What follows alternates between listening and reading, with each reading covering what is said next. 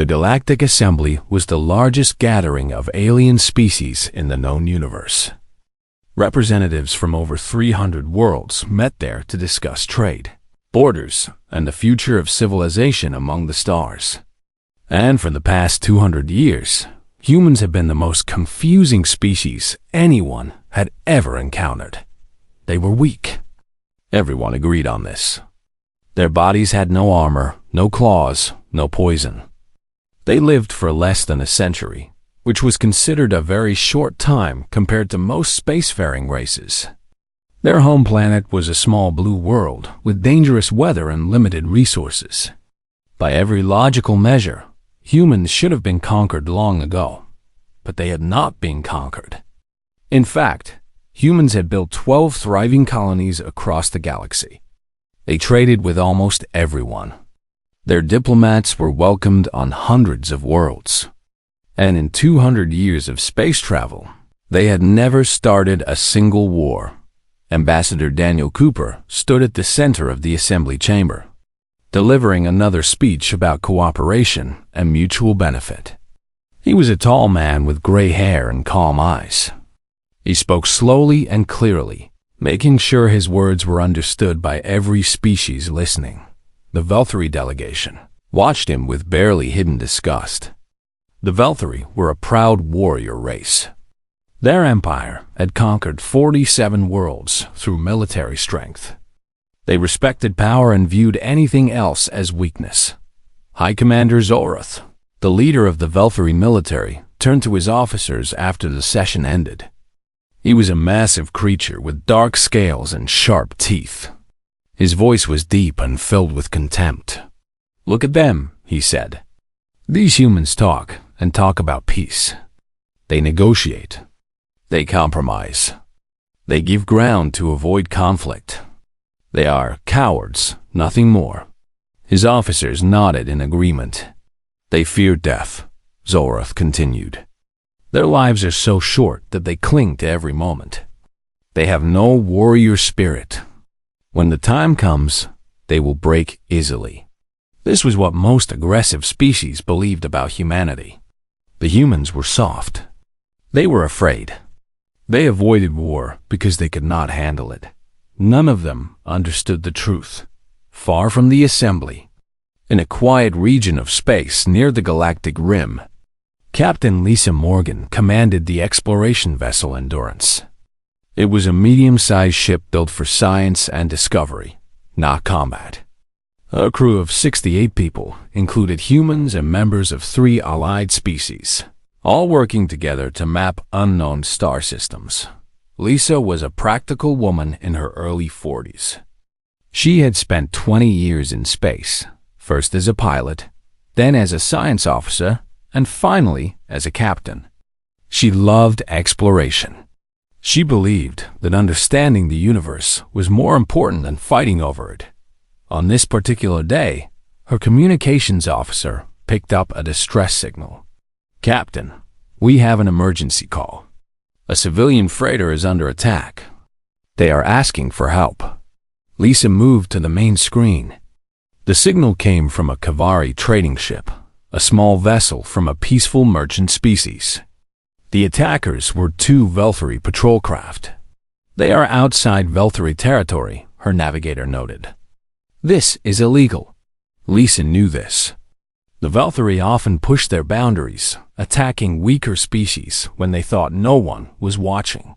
It was how they maintained their reputation for strength. "Set a course to intercept," Lisa ordered. "Maximum speed." Her first officer, a young man named Chris Turner, looked concerned. "Captain, we are not a warship. We have light weapons at best. Those are military vessels." "I know what they are," Lisa said calmly. "But we are not going to sit here while innocent people die." The Endurance arrived at the scene within the hour. The Kavari freighter was badly damaged, its hull scarred by weapons fire. The 2 Velthari ships circled it like predators playing with wounded prey. Lisa opened a communication channel. "Velthari vessels, this is Captain Lisa Morgan of the Earthship Endurance. Stop your attack immediately and withdraw from this area. There was a moment of silence. Then a harsh voice responded. "Human, this matter does not concern you. Leave now, or you will share their fate." Lisa kept her voice steady. "I'm asking you one more time. Please stop your attack and withdraw." The Valkyrie commander laughed. It was an ugly sound. "You ask politely? How very human. Run away, little coward. This is not your fight." The channel closed. The Valkyrie ships resumed firing on the freighter. Lisa made her decision instantly. "Helm, put us between the Valkyrie and the freighter. Communications, send an emergency beacon to Earth Command. Let them know what is happening here." Chris Turner stared at her. "Captain, if we take that position, they will fire on us." "Yes," Lisa agreed. "They probably will." She looked at her crew. They were scientists, explorers, and researchers. They had not signed up for combat. But not one of them objected. The Endurance moved into position, placing itself directly in the line of fire. The Valkyrie weapons struck the ship's shields, causing the whole vessel to shake.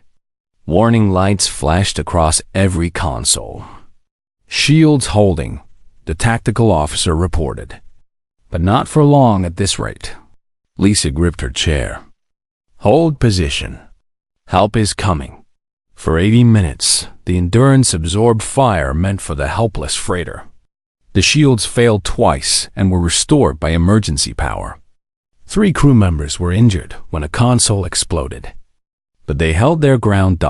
Then 2 Earth military vessels dropped out of hyperspace, responding to the emergency beacon. They were proper warships, armed and ready for battle. The Valkyrie commander suddenly found himself outgunned. He ordered his ships to withdraw, fleeing back toward their own territory. The crisis was over. Later, as medical teams tended to the wounded and engineers repaired the damage, Chris Turner found Lisa on the observation deck. She was staring out at the stars, her face thoughtful. "Captain," he said, "we almost died out there. For strangers. For people we had never met." Lisa nodded slowly. "Yes, we almost did." "Why?" Chris asked. "I understand wanting to help, but we could have called for backup and waited. We did not have to put ourselves in danger." Lisa was quiet for a long moment before answering. "Because that is who we are," she said finally. "Humans have done terrible things throughout our history. We have hurt each other in ways that most species cannot imagine. But we also learned something from all that pain. We learned that standing by while innocents suffer is its own kind of evil. So we do not stand by, even when it costs us." Chris considered this. "The Valkyrie think we are cowards because we avoid war. Let them think what they want," Lisa said. "We know the truth. We avoid war because we understand it better than anyone. We know what it does to people, what it makes them become." She paused. "But when innocent lives are at stake, we do not run. We never run." Far away, in his command ship, High Commander Zorath reviewed reports of the incident. One detail caught his attention. The human captain had been willing to sacrifice her ship and crew for strangers of another species. That was not the behavior of cowards. For the first time, Zorath felt a small seed of doubt, but he pushed it aside. Humans were weak. Everyone knew this. One brave captain did not change anything. He had no idea how wrong he was. 6 months passed after the incident with the Kavari freighter. The Valkyrie Empire had grown restless.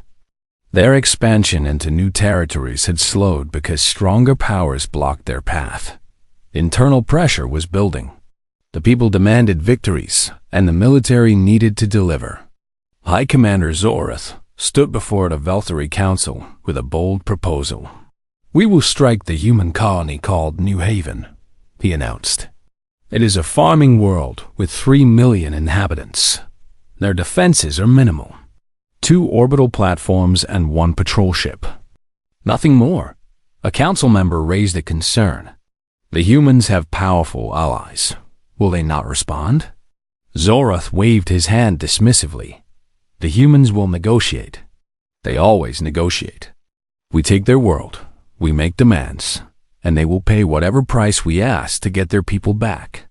Their weakness is predictable. The council discussed the plan for several hours. In the end, they approved it. The Velthari needed a victory, and humans seemed like easy targets. New Haven was a beautiful world. Rolling green hills covered most of the main continent. Farms stretched from horizon to horizon, producing food that fed a dozen other colonies. The people there lived simple, peaceful lives. Governor Samuel Reyes had led New Haven for 15 years. He was a former teacher who had come to the colony seeking a quiet place to raise his family. Now 60 years old, he had gray hair and kind eyes. He believed deeply in the goodness of people and the value of community. His security chief was Maria Santos, a former military officer who had retired to New Haven after 30 years of service. She was tough, practical, and always prepared for trouble. She often told Samuel that his optimism would get him killed someday. On the morning the Velthari arrived, Maria was the first to see the sensor readings. 50 warships, she reported, her voice tight. Velthari military configuration. They will be in orbit within the hour. Samuel stared at the display in disbelief. 50 ships? For a farming colony? That makes no sense. It makes perfect sense if they want to send a message, Maria replied. We are soft targets. They think we will surrender without a fight. The governor's communication system lit up. An incoming transmission from the Velthari flagship. High Commander Zoroth appeared on the screen. His scaled face showed no emotion. The governor of New Haven, he said, you have 12 hours to surrender your world. Your people will become labor resources for the Velthari Empire. If you resist, we will demonstrate what happens to those who oppose us. Choose wisely. The transmission ended. Samuel sat in silence for a long moment. Then he looked at Maria. How long until Earth can send help? Maria checked her calculations. The nearest fleet is 8 days away at maximum speed. Even if they left right now, they cannot reach us in time. So we are alone. Yes, we are alone. Samuel closed his eyes. 3 million people depended on him. Families, children, people who had come to New Haven seeking peace and safety, and he could not protect them. What are our options? He asked quietly. Maria pulled up tactical displays. Our militia has 800 volunteers. We have small weapons, a few atmospheric fighters, and the 2 orbital platforms. Against 50 warships and thousands of trained soldiers, we have no realistic chance of winning. Then we surrender? Maria met his eyes. That is one option, but I know the Velthari. Surrender will not save our people. They will be taken as slaves. Many will die in their labor camps. The children will be separated from their parents. It will be a slow death instead of a quick one. Samuel felt something cold settle in his chest. What is the other option? We fight, Maria said simply. We cannot win, but we can make them pay for every step they take. We buy time. Maybe some people escape to the emergency shelters. Maybe help arrives sooner than expected. Maybe something changes. And if nothing changes, then we die fighting instead of dying as slaves. And we show the galaxy that humans do not break easily. Samuel thought about his wife, who had died 3 years ago. He thought about his children, now grown and living on other worlds. He thought about the people who had trusted him to lead them. Start the evacuation, he said finally. Get everyone you can to the shelters, and call for volunteers. Anyone willing to fight. Maria nodded and left to organize the defense. The next 12 hours were chaos. Families gathered their belongings and fled to underground bunkers. Schools emptied as teachers guided children to safety. The militia distributed weapons to anyone who could hold one. When the Valkyrie deadline passed, Governor Reyes broadcast a message to the enemy fleet. "We do not accept your terms. New Haven will not surrender. If you want our world, you will have to take it." Zoroth was amused by this response. He ordered the invasion to begin. The first Valkyrie landing craft descended through the atmosphere, carrying hundreds of soldiers. They expected frightened farmers and easy conquest. They found something very different. Maria Santos had studied human military history her entire career. She knew tactics that had been developed over thousands of years of warfare: ambushes, guerrilla fighting, the use of terrain. She applied all of it. The first wave of Valkyrie soldiers landed in what looked like an empty field. They formed up and began marching toward the nearest town. Halfway there, explosions tore through their ranks. Hidden defenders opened fire from prepared positions. The Valkyrie scattered in confusion. By the time they regrouped, the human fighters had vanished. This pattern repeated across the planet. Every time the Valkyrie advanced, they met resistance. Not head-on battles they could easily win, but constant harassment. Supply lines were attacked. Patrols disappeared. Equipment was sabotaged. Zoroth grew frustrated. "These are farmers," he growled at his officers. "How are they fighting like trained soldiers?" His officers had no answer. On the third day, Maria led a team that destroyed 3 landed transport ships. They struck at night, using homemade explosives and stolen Valkyrie weapons. By morning, they had disappeared into the hills. On the 4th day, Zoroth ordered orbital bombardment. If he could not defeat the humans on the ground, he would destroy them from space.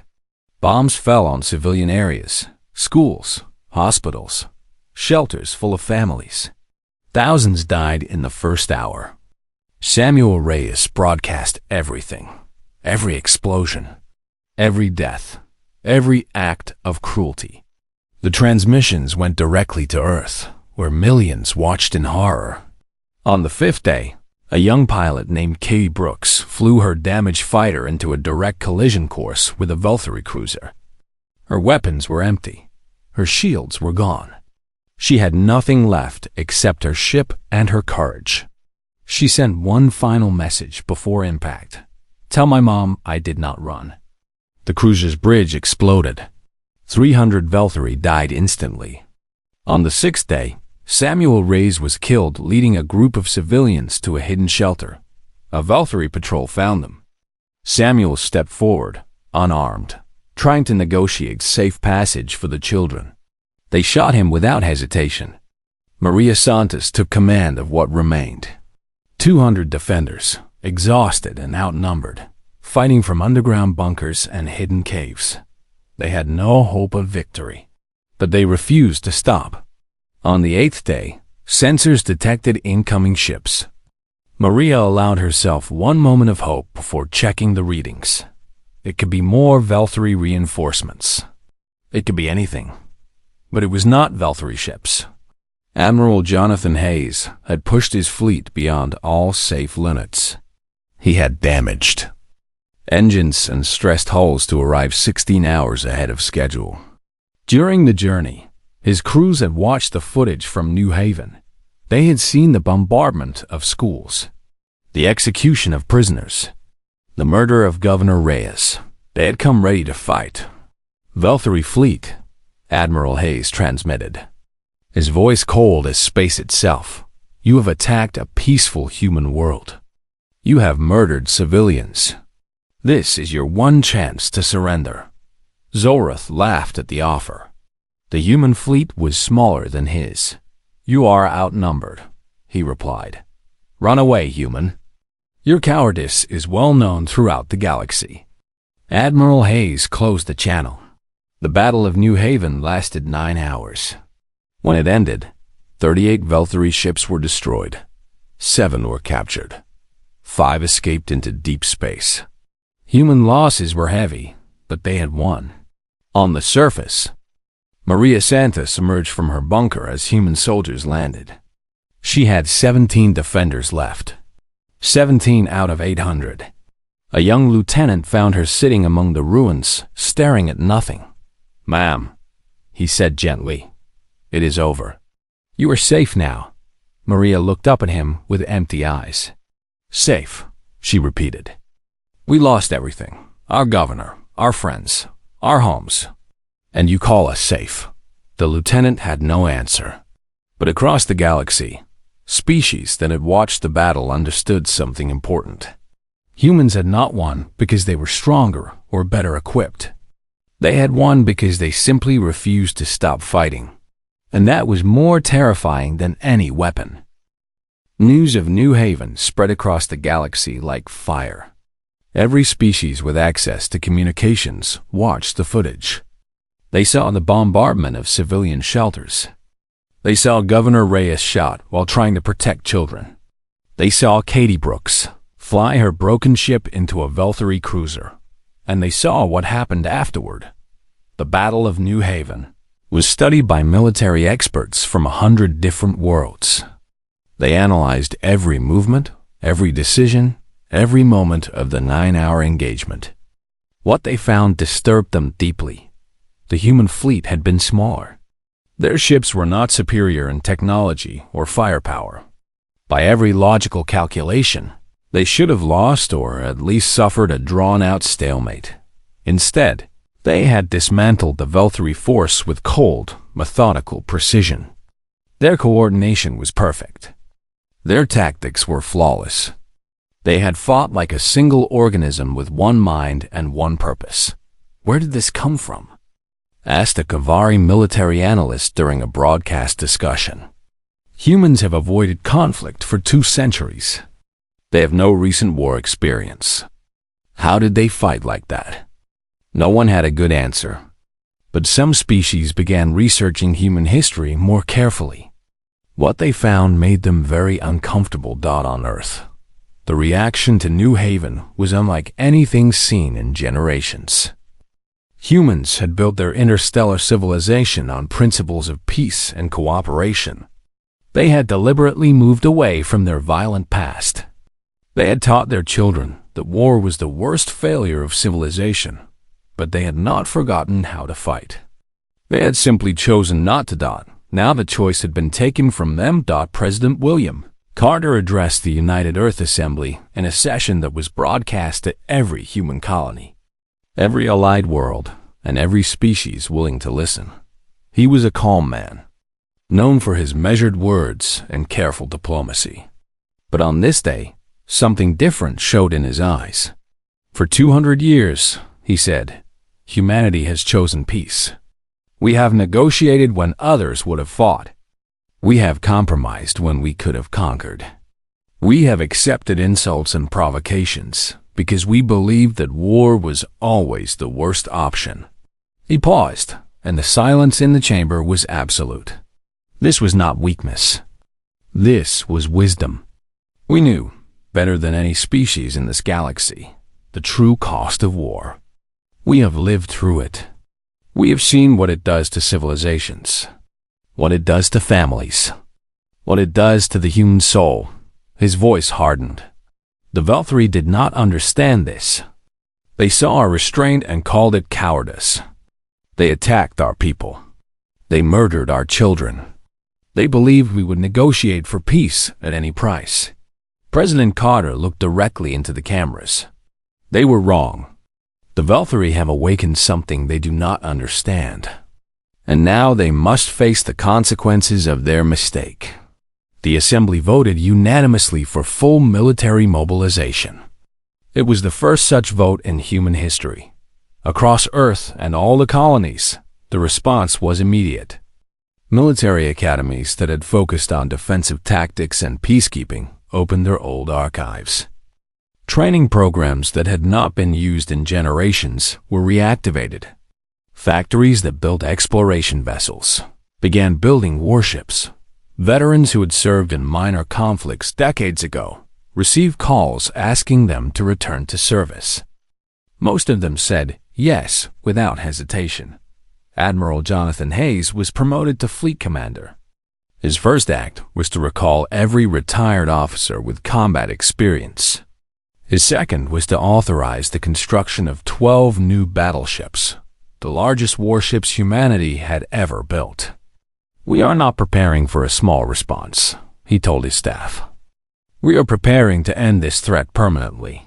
The Valkyrie, meanwhile, struggled to understand what was happening. High Commander Zoreth insisted that New Haven was an unfortunate setback, nothing more. He proposed larger attacks on human frontier colonies to demonstrate continued Valkyrie power. Some of his officers were not so confident. "The humans fought differently than expected," one admiral reported. "Their tactics were unlike anything in our experience. They seemed to anticipate our movements before we made them." Zoreth dismissed these concerns. "They got lucky. They had local knowledge and desperation on their side. In open battle, with proper forces, they will crumble." He was about to learn how wrong he was. Other species watched the developing situation with growing unease. The Kavari, whose trading ship had been saved by Captain Lisa Morgan months earlier, sent a delegation to Earth. Their ambassador, an elderly merchant named Tullus, met with human officials in Geneva. He had traded with humans for decades and considered them friends. But after New Haven, he realized he had never truly known them. "We have studied your history," Tullus said carefully. "Your wars, your weapons, the things you did to each other before you reached the stars." Deputy Secretary Amanda Foster, the human representative, nodded slowly. "It is not something we are proud of." "No," Tullus agreed. "But it is remarkable. No other species we know has such a capacity for organized violence. Your ancestors fought wars that killed millions. They developed weapons that could destroy entire cities in seconds.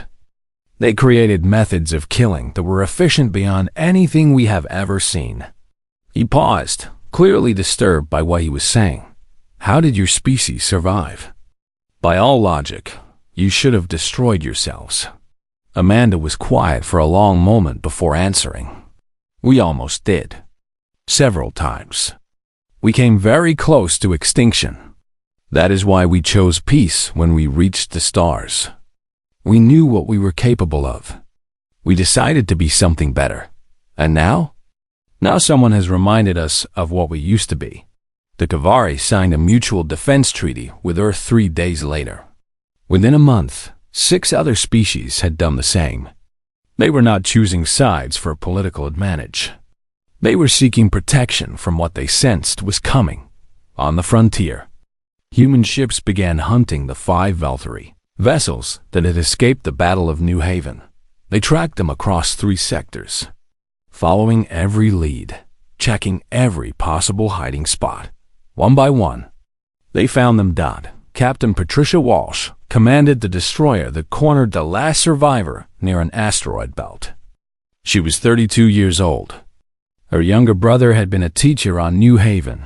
He had died in the orbital bombardment, killed while protecting his students. The Valkyrie captain sent a desperate transmission, begging for mercy. He claimed he had only followed orders. He offered to surrender. He promised valuable intelligence. Patricia listened to his words without expression. Then she responded. "My brother was 28 years old. He had never hurt anyone in his life.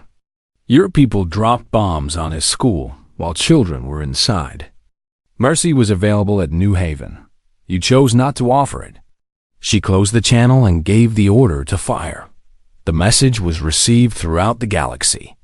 The Valkyrie began fortifying their borders in earnest. Other aggressive species quietly abandoned plans to test human defenses. On Earth, Admiral Hayes reviewed reports from across human space. Recruitment was exceeding all expectations. Industrial output had doubled in weeks.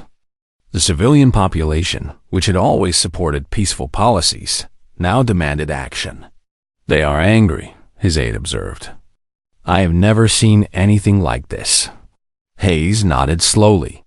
"Humans have long memories. We taught ourselves to forgive. We taught ourselves to seek understanding. We taught ourselves that violence solves nothing." He paused. "But underneath all that teaching, we are still the same species that conquered a planet through sheer stubborn refusal to give up. We still carry our ancestors inside us. Is that a good thing?" Hayes considered the question carefully. "It is what it is. The Valkyrie woke something that we had put to sleep. Now, we have to use it carefully, or we risk becoming the monsters we always feared we could be." Across human space, preparations continued. Ships were built. Soldiers were trained. Plans were made. The galaxy watched and waited. They had thought humans were peaceful because they were weak. Now they understood the truth. Humans were peaceful because they knew exactly what they were capable of when they stopped being peaceful. And that knowledge terrified everyone. 6 months after the attack on New Haven, humanity launched its response. They called it Operation Remembrance. The name was chosen with great care. This was not aggression. This was not conquest. This was a lesson that would not be forgotten.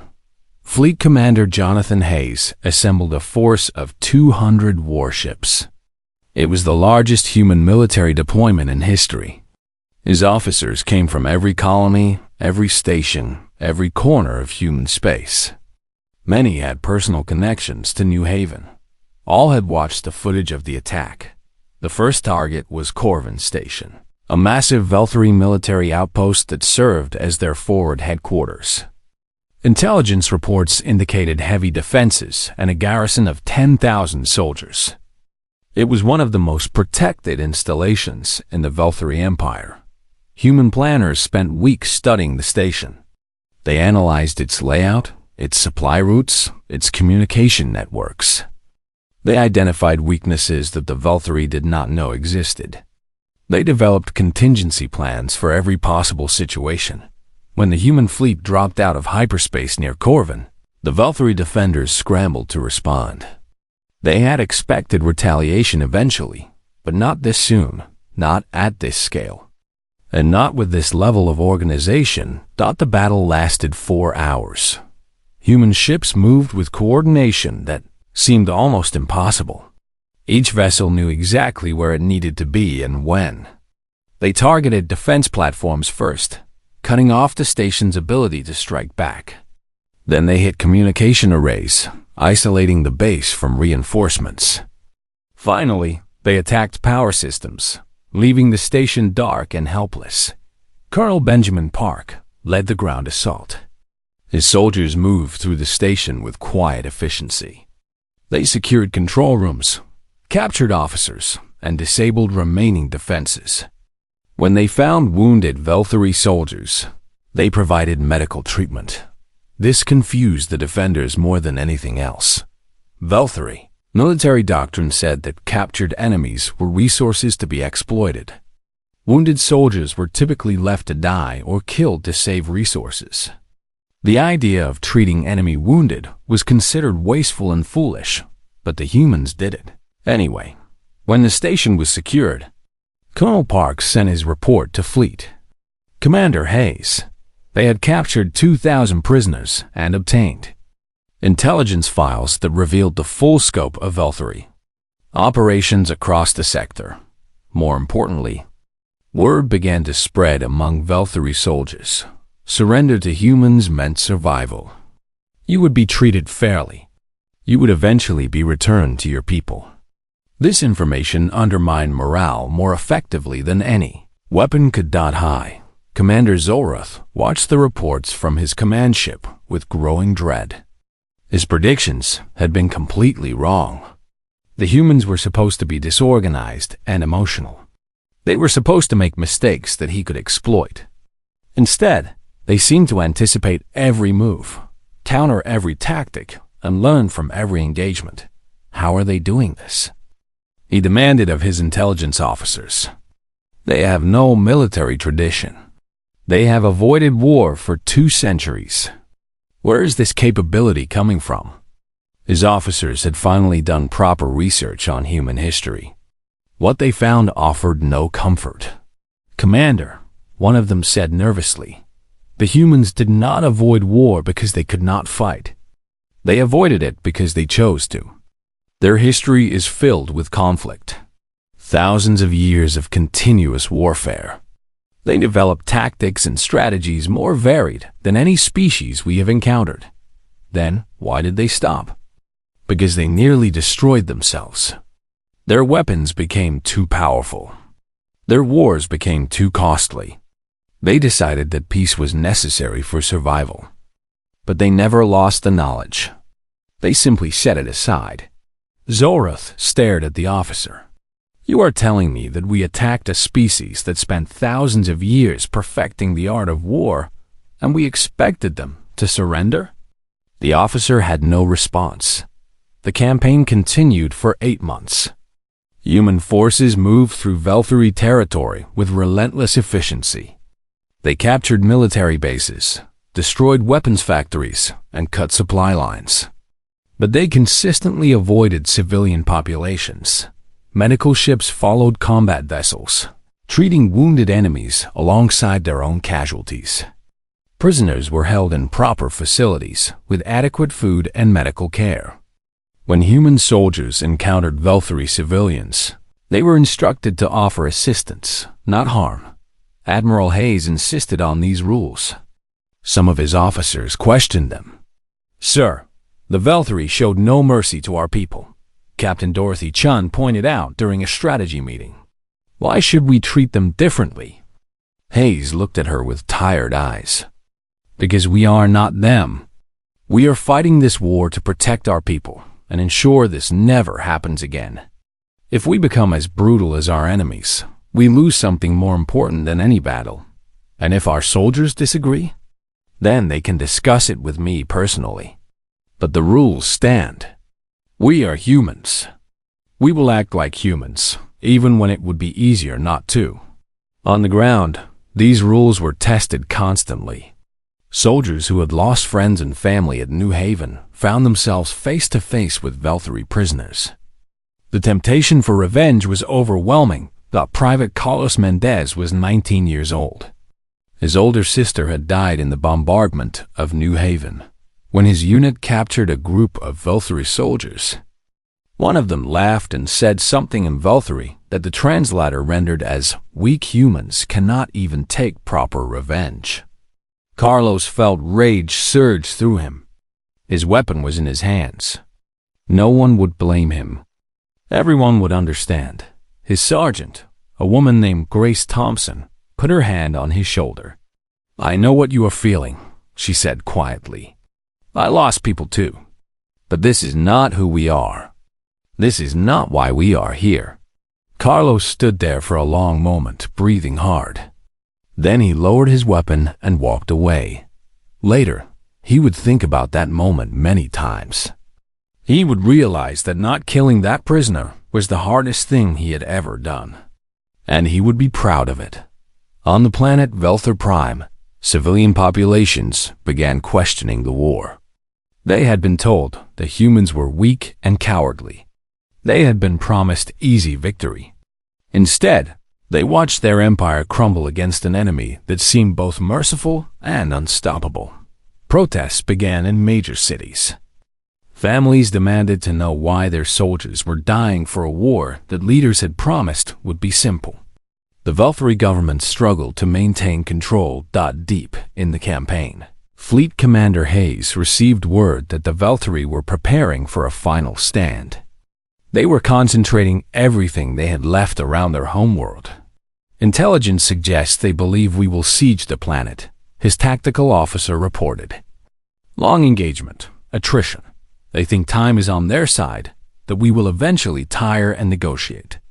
Hayes studied the holographic display of enemy positions. "What do you think?" "I think they are wrong. But I also think the final battle will be costly. They have nowhere to retreat. They will fight to the last ship." Hayes nodded slowly. "Then we need to give them an alternative. We need to make surrender more attractive than death." "How do we do that?" "By showing them that we are not here to destroy their species. We are here to remove the threat. There is a difference, and they need to understand it. He began drafting a message that would be broadcast throughout Valkyrie space. It outlined human war aims clearly, the removal of aggressive leadership, permanent military limitations, and reparations to victims. But it also promised that civilian populations would not be harmed, that the Valkyrie people would be allowed to govern themselves. And that peace was still possible. Some of his officers thought the message was a sign of weakness. Hayes disagreed. War is not just about defeating enemies, he explained. It is about creating a peace that lasts. If we crush the Valkyrie completely, we create generations of hatred. If we offer them a way out with dignity, we have a chance at real peace. The message was sent. Now they would see if anyone was listening. The human fleet continued its advance toward Valkyrie Prime. The final battle was coming, and the galaxy held its breath. The final battle took place in orbit around Valkyrie Prime, the heart of the Valkyrie Empire. Every remaining warship had been called home. Every patrol had been recalled. Every outpost had been emptied. 230 Valkyrie vessels faced the human fleet, supported by orbital defense platforms and ground-based weapons. It was, by any measure, an even fight. Admiral Hayes opened communications one final time. His message was broadcast not just to the Valkyrie military, but to their entire civilian population. People of the Valkyrie Empire, he said, his face showing the exhaustion of months of war. Your military attacked our colony without warning. They murdered our civilians. They committed crimes that cannot be undone. We have come to ensure this never happens again. He paused, letting his words be translated and understood. But we have not come for revenge. We have come for justice. Your leaders have a choice. Surrender High Commander Zoreth and the officers responsible for New Haven. Accept permanent military limitations and independent monitoring. Do this, and the war ends today. Your people will live in peace. Your world will not be harmed. The response came from Zoreth himself. His voice dripped with contempt. Humans speak of justice while destroying our empire. You are hypocrites. You pretend to be peaceful while you wage war across our territory. We will not surrender to cowards who hide behind pretty words. Admiral Hayes kept his expression neutral. I am not finished, Commander. Your alternative is to fight. We will win. More of your soldiers will die. More of your ships will burn. And when it is over, the terms will be worse. Much worse. The choice is yours. You have 1 hour. The channel closed. On the human flagship Constellation, crew members made final preparations. Pilots sat in their fighters, thinking about the people waiting for them at home. Engineers ran last checks on critical systems. Medical staff prepared for the casualties they knew were coming. Ensign Catherine Wells had written a letter to her parents before the battle. She was 24 years old, fresh from the academy, serving on her first major assignment. I used to think we avoided war because we were afraid, she wrote. Now I understand. We avoided war because we knew what it would cost. Not just in lives, but in what it would make us do, what it would make us become. But sometimes there is no other choice. Sometimes peaceful people have to fight so that peace can survive. She sealed the letter and put it with her personal belongings. If she did not survive, someone would send it home. The hour ended. Zoreth rejected the terms. The battle began. Human ships moved with the precision they had demonstrated throughout the campaign. But this fight was different. The Valkyrie had nowhere to retreat and nothing to lose. They fought with desperate fury, willing to sacrifice everything. The first wave cost Admiral Hayes 12 ships. Thousands of human lives ended in moments as vessels were torn apart by concentrated fire. The second wave cost 20 more. By the third hour, both fleets had suffered catastrophic damage. In the chaos, The destroyer commanded by Captain Patricia Walsh took a direct hit that destroyed her bridge. Her last order was to continue advancing. Her crew obeyed. On the Constellation, damage reports flooded in from every section. Admiral Hayes stood at the tactical display, watching the battle unfold with grim determination. "We are losing too many ships," Captain Chun reported. "At this rate, even if we win, we might not have enough vessels to secure the system." Hayes nodded slowly. "The Velthari are fighting better than expected. They know this is their last chance." Then something unexpected happened. A group of Velthari captains, watching their comrades die in a war their leaders refused to end, broke formation. Their ships transmitted surrender codes and powered down their weapons. Other captains followed. Then more. Within 30 minutes, half the remaining Velthari fleet had stopped fighting. On the Velthari command ship, High Commander Zorath screamed orders at his remaining forces. He demanded they return to battle. He threatened executions. He invoked every punishment imaginable. But his authority had broken. His officers had seen enough death for a war that should never have started. A single shuttle launched from the Velthari flagship, heading toward the human fleet. Aboard was a delegation of senior Velthari officials, military and civilian, carrying documents of unconditional surrender. Zorath was not with them. He had been placed under arrest by his own officers. The war was over. Admiral Hayes received the Velthari delegation on the Constellation. They stood before him, defeated and exhausted, waiting to learn their fate. "High Commander Zorath will stand trial for crimes against humanity," Hayes said. "The officers directly responsible for the New Haven massacre will also face justice. Your military will be limited and monitored for a generation. Reparations will be paid to the victims and their families." The Velthari officials nodded. They had expected much worse. "However," Hayes continued, "your civilian population will not be harmed. Your government will remain in your hands, subject to certain conditions. We will provide assistance in rebuilding what has been destroyed. And when the monitoring period ends, if you have shown genuine commitment to peace, normal relations will be restored." One of the Velthari officials, an elderly female who had served in their diplomatic corps for decades, spoke carefully. "Why? You could destroy us completely. You have the power.